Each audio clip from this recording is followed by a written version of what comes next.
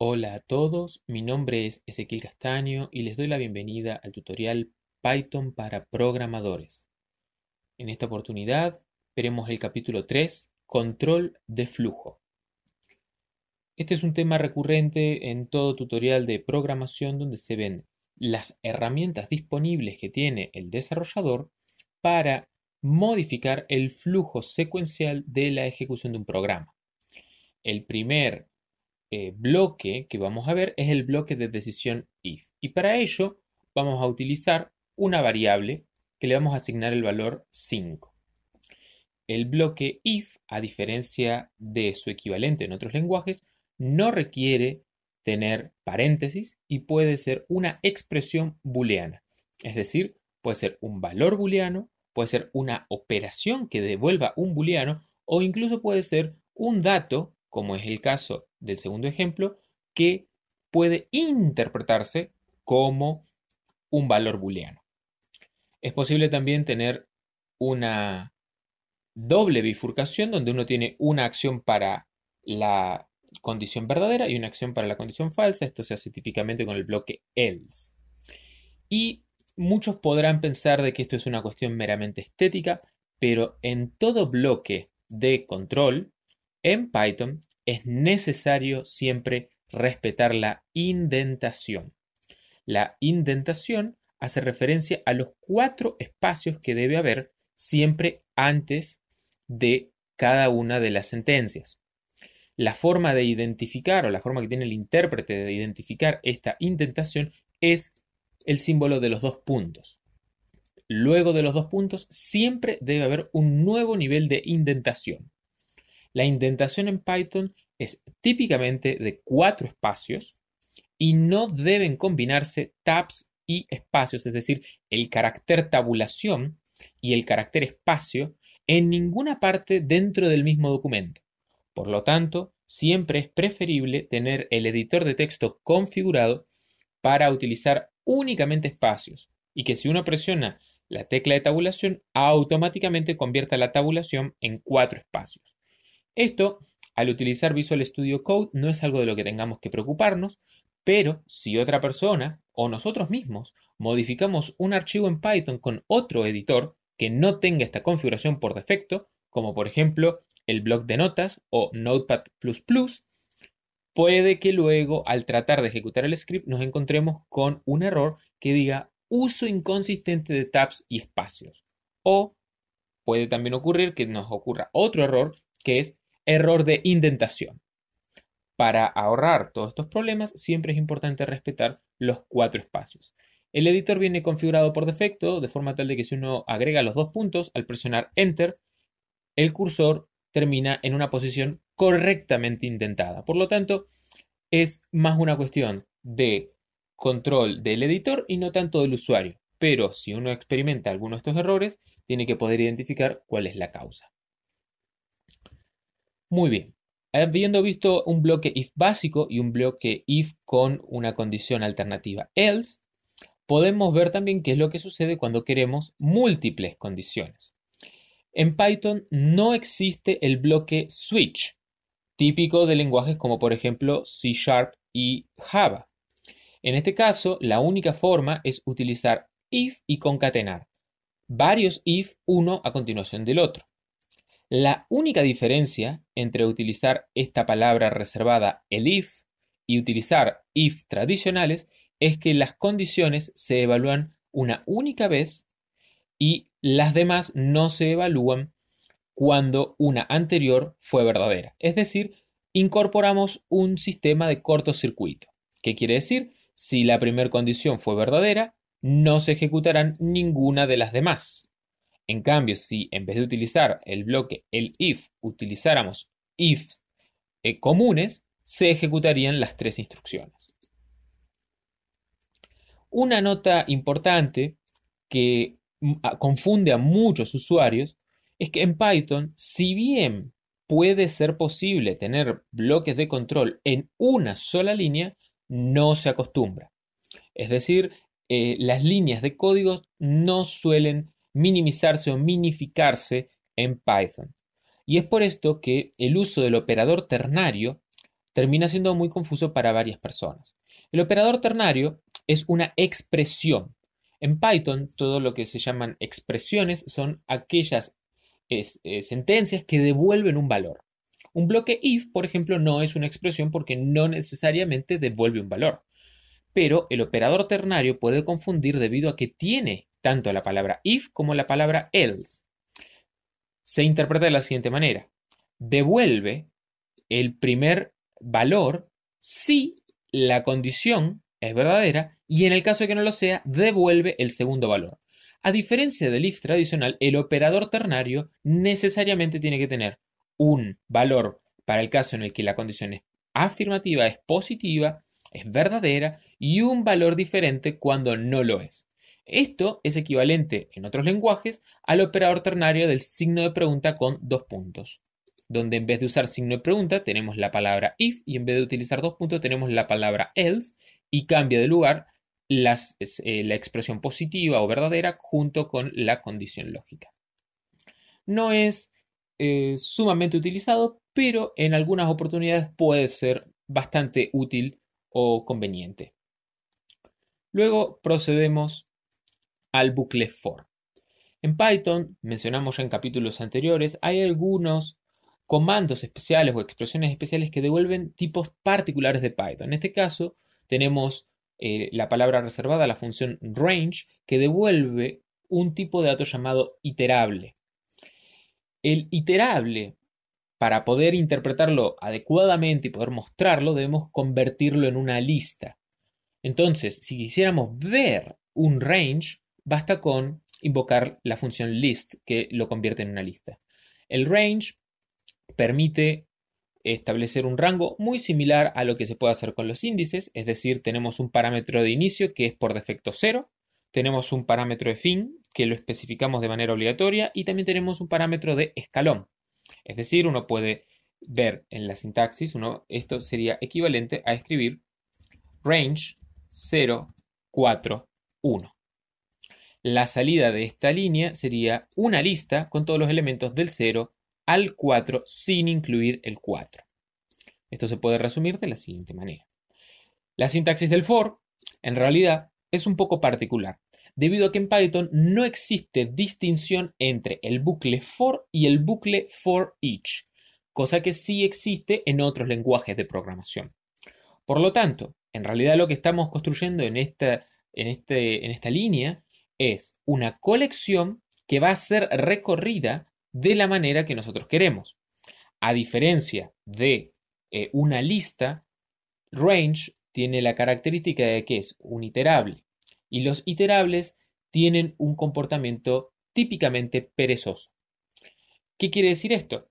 De que si uno escribiera range de 10 millones, no se está generando en memoria una lista de 10 millones. Eso de igual manera lo veremos en uno de los últimos capítulos cuando veamos generadores y cómo podemos nosotros crear nuestros propios iterables. Pero el comportamiento interno es muy similar a lo que sería un for each y de hecho la sintaxis es idéntica.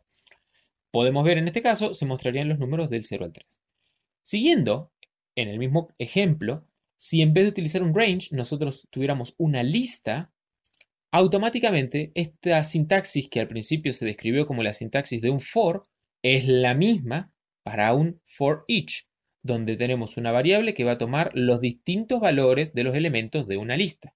Y eso puede mostrarse automáticamente, como se ve en el ejemplo. Ahora bien, existen múltiples funciones construidas alrededor de este concepto que permiten utilizar, o mejor dicho, mejorar la interfaz nativa que tienen las listas o los distintos tipos de datos que pueden iterarse. La primera de ellas es la función enumerate. Enumerate lo que hace es generar una tupla, es decir, toma un tipo de dato iterable, como puede ser un diccionario, una lista, una tupla, un conjunto, y lo que hace es generar duplas, es decir, tuplas de dos elementos, donde el primer elemento es el índice y el segundo elemento es el valor de la colección que uno le pasó como parámetro.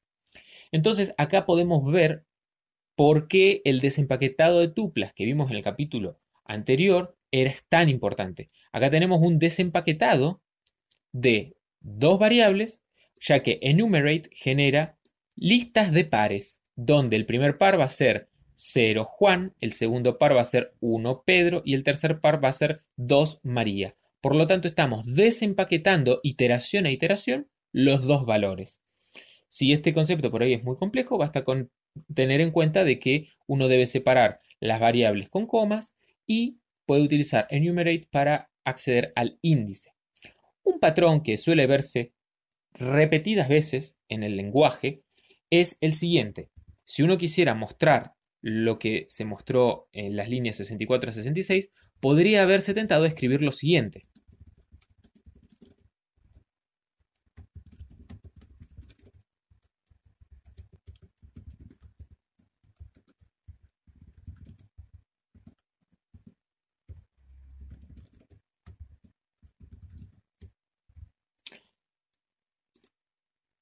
Esta sintaxis produciría el mismo resultado que la sintaxis de abajo. Sin embargo, en Python, siempre que se estén utilizando índices para acceder a listas dentro de un bucle, suele haber una herramienta o una función de librería que facilite la interpretación.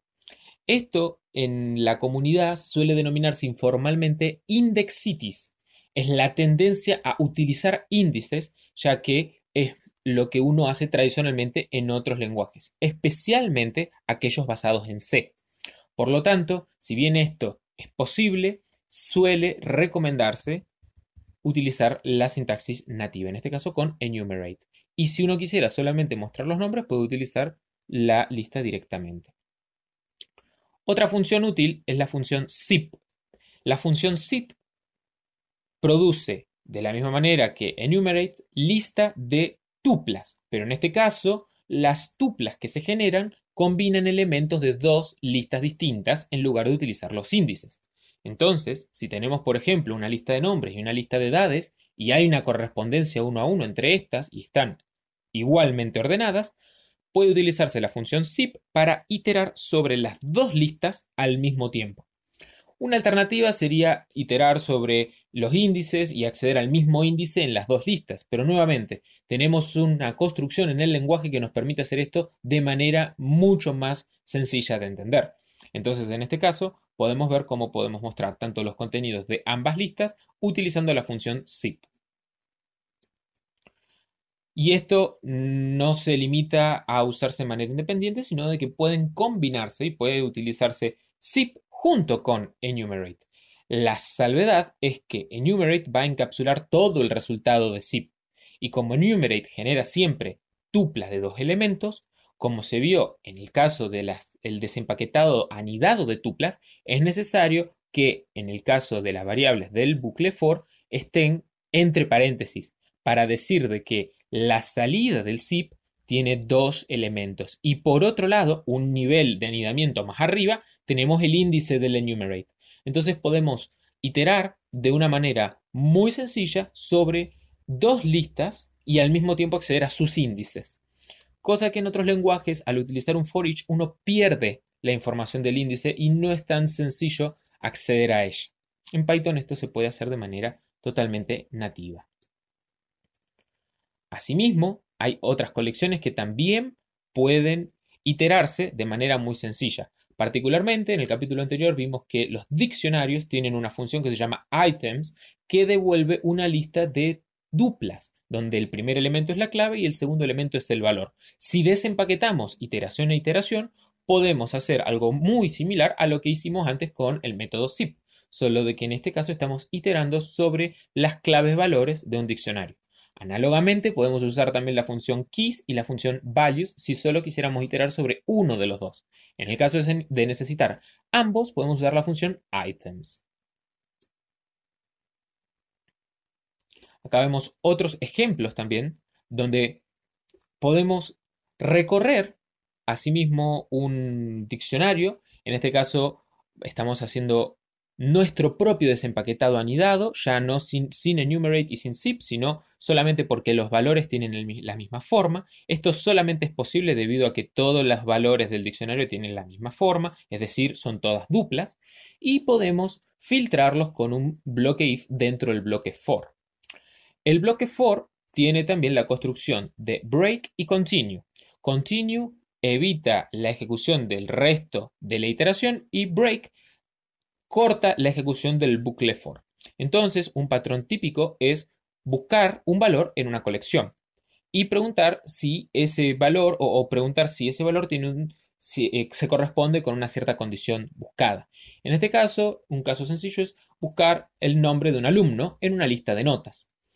Vemos de que una vez que lo encontramos, no hace falta seguir iterando, ya que hemos encontrado lo que estábamos buscando. No hace falta seguir recorriendo. Por otro lado, en el caso particular de Python, tenemos la particularidad de que el bloque for admite una condición else. Este bloque else adicional se ejecuta únicamente cuando se sale del bucle for sin un break. Es decir, en el caso típico es donde se busca algo, se corta la búsqueda con un break, pero en el caso de que no se haya encontrado, uno tiene la opción de poner un bloque else. Entonces, no es necesario, luego de terminar el bucle for, preguntar si se encontró o no se encontró, sino de que automáticamente eso está integrado en el lenguaje mediante el bloque else del for. No confundir con el bloque else del if, ya que son dos bloques completamente diferentes y se ejecutan en momentos diferentes. Si continuamos también, tenemos un ejemplo con continue, donde en este caso queremos actualizar una serie de precios, pero solo nos interesan los precios que son mayores a cierto valor. En este caso, los precios que son mayores a 8.0 y queremos aplicarles un descuento del 20%. Entonces, vemos cómo en este caso podemos utilizar la información del precio y también el índice. En este caso, no nos queda más alternativa que utilizar la sintaxis con el índice porque queremos modificar el valor de la lista. Por defecto, cuando uno utiliza las variables dentro del for, está trabajando por una referencia de valor. Es decir, no puede uno modificar la colección original modificando la variable del for, sino de que estas son meras copias del valor original. Si lo queremos modificar, obligatoriamente necesitamos usar el índice. Sin embargo, eso no quita de que podamos usar el valor para simplificar el bloque de decisión. Y el continue ignora lo que está a continuación. Esto ahorra tener que construir grandes bloques if-else y inmediatamente uno puede decir en un bloque if muy breve si ciertas condiciones básicas se cumplen y en el caso de que no sea así, automáticamente saltear a la siguiente iteración.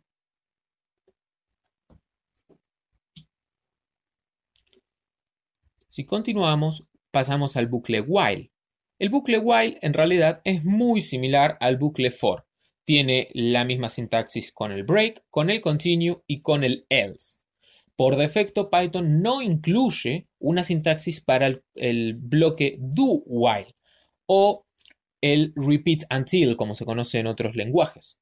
Sin embargo, esto puede también hacerse mediante un while true con un break adentro.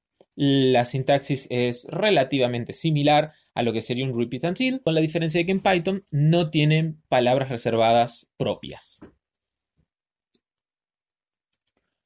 Por último, vamos a ver una estructura de control que tiene que ver con los errores. En Python tenemos try, except y finally. El caso tradicional, uno tiene un bloque que puede contener un error o puede lanzar un error, entonces eso se incluye dentro de un bloque try.